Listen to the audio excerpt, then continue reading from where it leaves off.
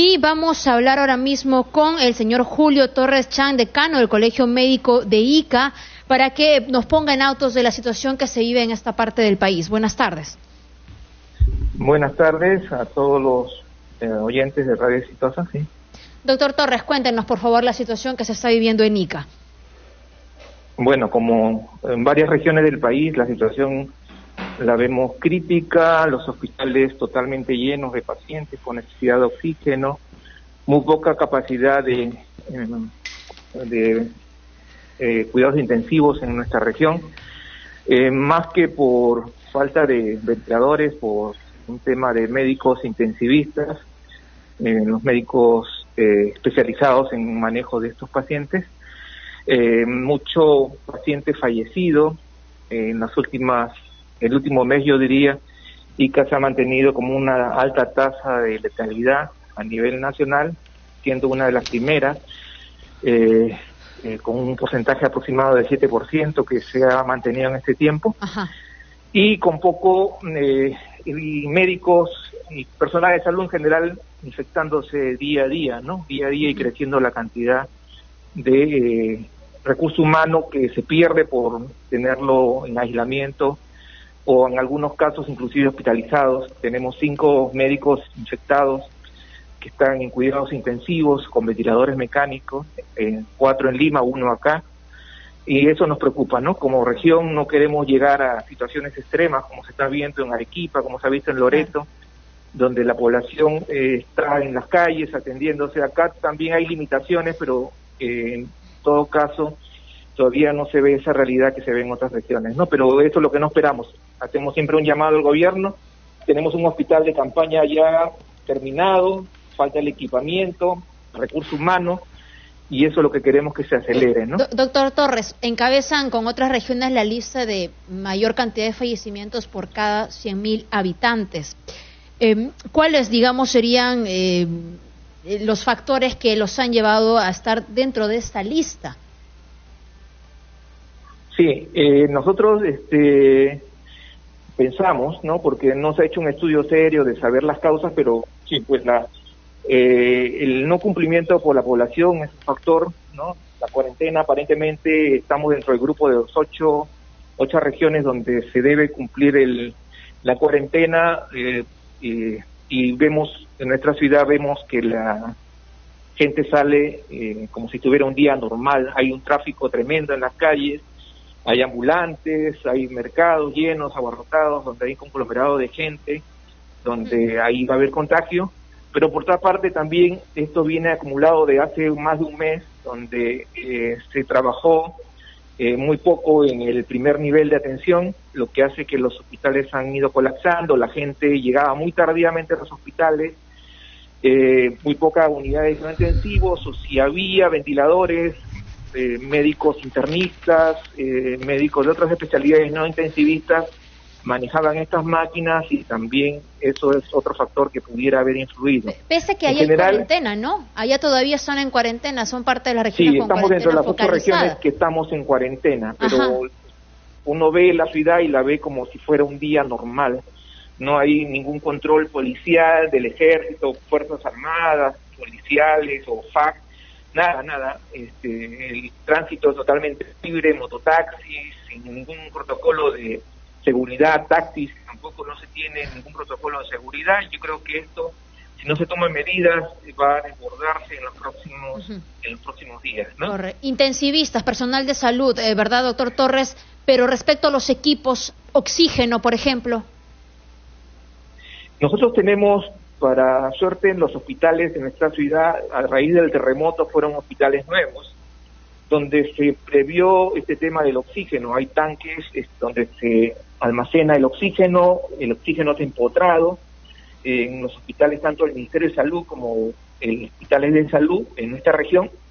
Casi todos los hospitales, yo diría el 100% fueron hospitales nuevos, ¿no? Por el tema del terremoto, y eso ha sido una ventaja, a pesar de que en Chincha recién se ha instalado una planta de oxígeno que abastece la demanda todavía hospitalaria, pero los pacientes igual, algunos de ellos llegan a las emergencias abarrotadas, son atendidos o a veces limitaciones en la atención, Solo cuando tienen una cantidad muy baja de oxígeno, de saturación de oxígeno, son hospitalizados. En otros casos se les envía a sus casas, pero en la casa el seguimiento tampoco no se le hace muy adecuadamente, por lo tanto muchos de ellos se compran sus balones y hacen su tratamiento en la casa, ¿no?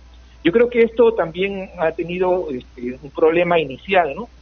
Al inicio la pandemia en Ica fue con muy pocos casos, claro. prácticamente un mes, creció muy poco.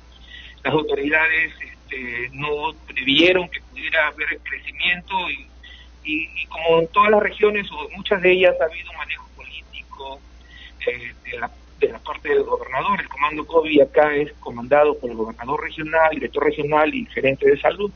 Uh-huh. Mucho de las propuestas hechas por autoridades o colegio médico, otros colegios profesionales, no son tomadas en cuenta para tratar de contener en el primer nivel de atención, y por tanto eso ha ido que la demanda de atención en hospitales haya crecido, ¿no? Hace como 2 o 3 semanas recién se ha puesto atención al primer nivel, pero todavía yo creo que es insuficiente. Debería dotarse de mayor recurso económico y humano, porque hay mucha limitación de entrega de equipos de protección personal y vemos también personal que se está infectando, ya sea en los centros de atención primaria, cuando ya se está desplazando la atención a esos niveles, ¿no? Correcto. Doctor, no, estoy teniendo algunos problemas en su audio, no sé si quizá se puede acercar más al teléfono o a ver si lo puedo escuchar mejor. Doctor, debo entender que, digamos, no se llega al nivel de calamidad que hemos visto en Arequipa, pero también usted comenta que hay de alguna manera un desfase entre lo que hace el gobernador regional y el director regional de salud, como en Arequipa, es decir, hay un descontento con cómo ha venido encarando el gobernador regional y la autoridad local la lucha contra la pandemia, porque usted también decía que de alguna manera pide ayuda al gobierno central y finalmente lo que ha prometido pues lo puede traer. ¿Hay descontento con las autoridades locales, doctor? Mire, acá cada autoridad está trabajando independientemente, no hay una coordinación entre sectores. Los alcaldes preocupados por el tema de la pandemia en sus distritos han hecho compra, independientemente de la gobernación, de ivermectina que lo han preparado en algunas farmacias. Hasta ahora no se puede ver esa coordinación que se da entre autoridad local, autoridad regional y menos aún con los colegios profesionales.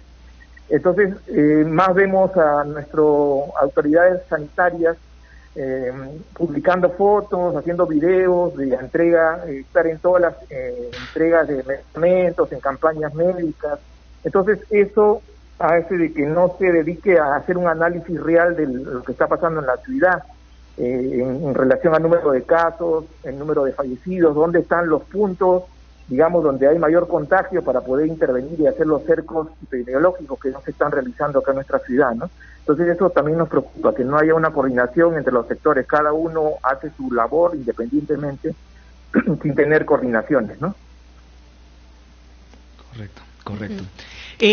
Solamente quería que nos repita el tema del oxígeno, y si es que usted decía que, bueno, en el oxígeno afortunadamente, digamos, hay un abastecimiento, pero esto es solamente para Ica o es también en Chincha, en Pisco, donde entiendo la situación es bastante complicada.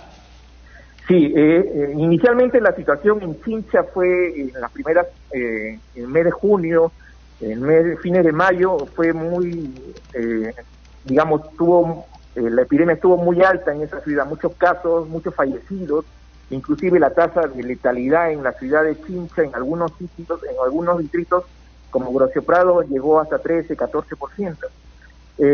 A raíz de eso se instaló una planta de oxígeno en el Hospital San José de Chincha, que es el hospital del Ministerio de Salud.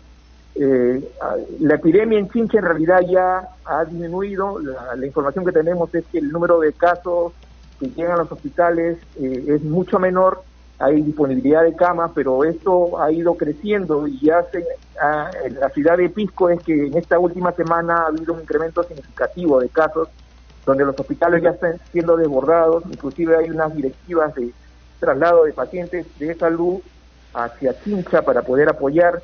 Igual en Nafta, que era un número de casos muy bajos en las primeras semanas, ahora ya también se ha incrementado, la semana pasada tenían problemas de balones de oxígeno, o sea, el hospital no estaba trabajando el área COVID, se había creado un albergue que inicialmente se pensó para pacientes asintomáticos, casos leves, pero se tuvo que convertir en un hospital exclusivo para COVID.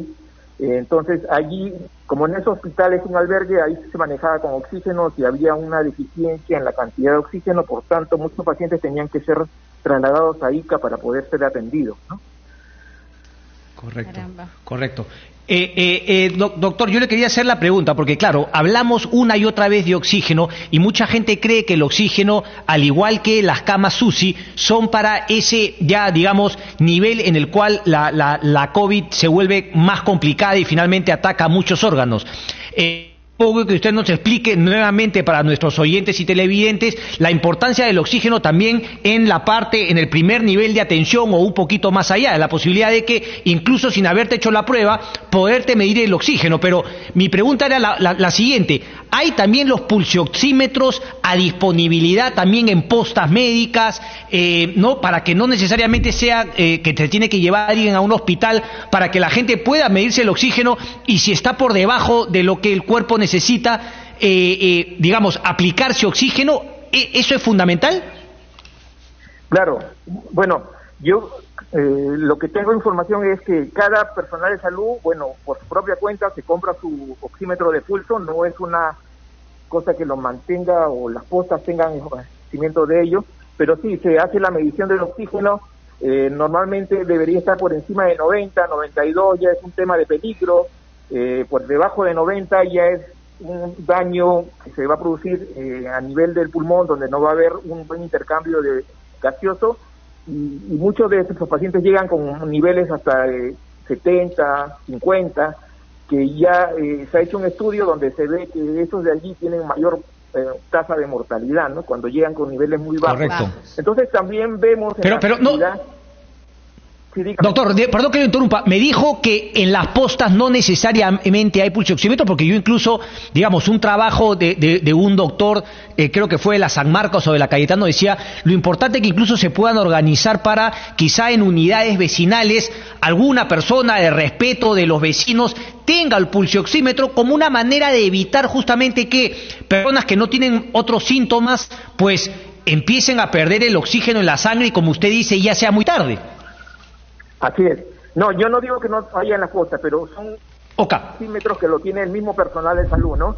Igual la gente está comprando su pulsioxímetro, o sea, la gente que ya comienza a presentar dificultad respiratoria está haciendo compra de su pulsioxímetro para manejar a su paciente cuando no hay camas en el hospital o no desean traerlo, están manejando su pulsioxímetro, y algunos médicos están trabajando para tratar de orientar a los pacientes a que puedan mantener un nivel de oxígeno adecuado, por lo encima de 90, pero cuando ya vemos que con la cantidad de oxígeno que puede manejarlo uno en la casa, y a pesar de ello no mejora, definitivamente tiene que llegar a ser hospitalizado porque pudiera requerir ya una terapia intensiva, ¿no? Correcto. Doctor Torres, muchas gracias por la entrevista. Esperamos tener conocimiento de que se mejora, digamos, la asistencia en ICA.